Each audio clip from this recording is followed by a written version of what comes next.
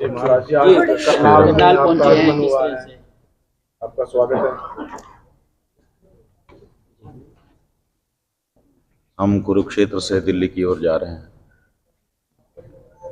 और इसी बीच में करनाल आना हुआ है।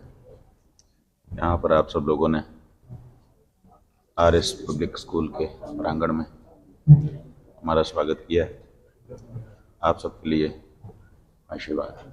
सर, स्वामी जी 17 तारीख को आपने जो सभा एक करनी थी, लोगों को एक संदेश देना था, सरकार ने आपको जगह नहीं दी है, क्या कुछ कहना चाहेंगे?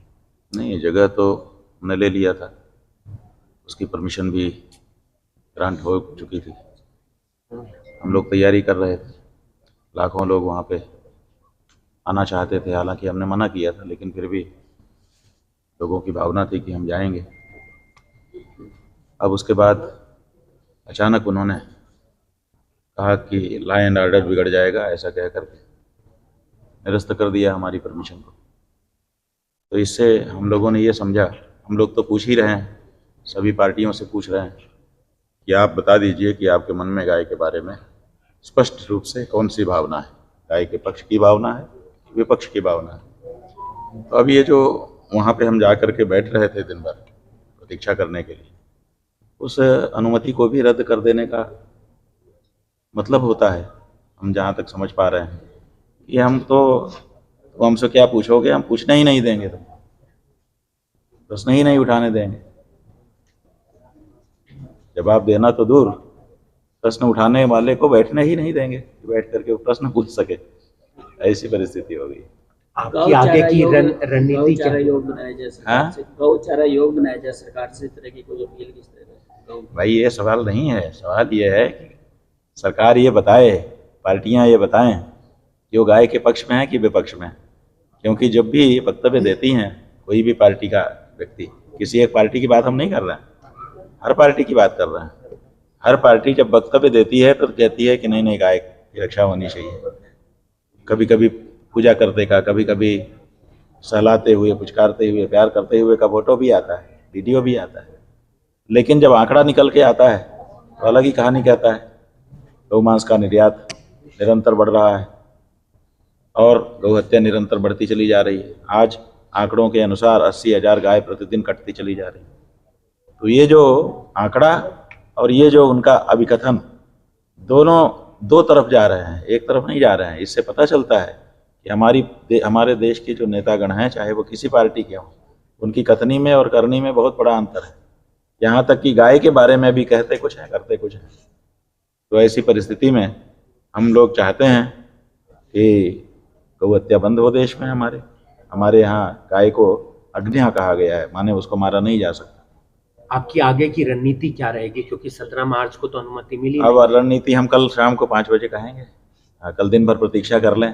अब उन्होंने बैठने नहीं दिया है, तो हमने कहा है कि हम गाड़ी में आएंगे, तुम्हारे हर पार्टी के दरवाजे पर आएंगे और वहीं से पूछेंगे कि बोलो तुम्हारा मंशा क्या है। एक बार पूछ लिया जाए सबसे।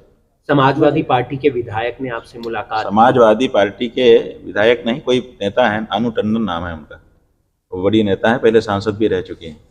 तो वो गुड़गांव में जब हम थे तो आई थी, उन्होंने कहा कि हमारी पार्टी इस बारे में अभी विचार कर रही है, तो हम आपके पास बता रहे हैं कि हमारे यहाँ विचार चल रहा है। किसी और पार्टी का कोई आया व्यक्ति? इसके अलावा तो कोई अभी नहीं आया। तो और हिंदुत्व को बढ़ाने के लिए किस तरह का प्रयास रहता है? भाई हिंदुत्व को बढ़ाने के लिए पहले हिंदू को अपने आप का गौरव समझना पड़ेगा ना। हिंदू जो है वो गौरक्षक होता है, गाय की हत्या नहीं देख सकता है। कोई भी हिंदू होगा वो गाय की रक्षा ही करेगा, हत्या अस्वीकार कर देगा। और अगर देश में गौ हत्या हो रही है, इसका मतलब कि हिंदू इसमें कमजोर हो रहे हैं। गौ हत्या बंद कर देंगे, इसका मतलब हिंदू तो जाग गया उनका। यही तो बात है। हिंदू राष्ट्र आप भी चाहते हैं? हाँ जी, हिंदू राष्ट्र बात यह है कि हिंदू राष्ट्र बना दो और गौ हत्या होती रहे। ऐसे हिंदू राष्ट्र से क्या लाभ होगा, आप बताओ।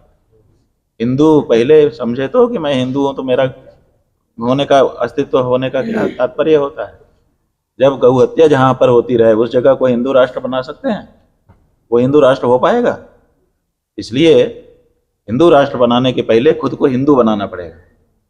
और खुद को हिंदू बनाने का मतलब है कि गौ हत्या का विरोध करना होगा कि नहीं, खबरदार, हम हिंदू हैं, हमारे सामने गौ हत्या नहीं हो सकती। तो जो लोग अपने आप को हिंदू राष्ट्र का समर्थक कह रहे हैं, उनको सबसे पहले अपने आप को हिंदू घोषित करना पड़ेगा और गाय की हत्या का प्रतिकार करना।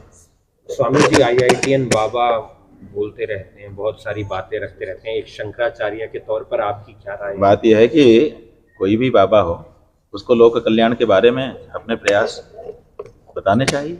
वो बताएं कि लोक कल्याण के लिए उनकी तरफ से कौन सा प्रयास हो रहा है, हम लोग उस पर विचार करेंगे। बाकी बातें होती रहती हैं, बातों से क्या उपलब्धि होगी आप बताओ? बातों से चैनल को TRP मिल सकती, लेकिन आम जनता को क्या मिलेगा? तो इसलिए बातों से नहीं होगा।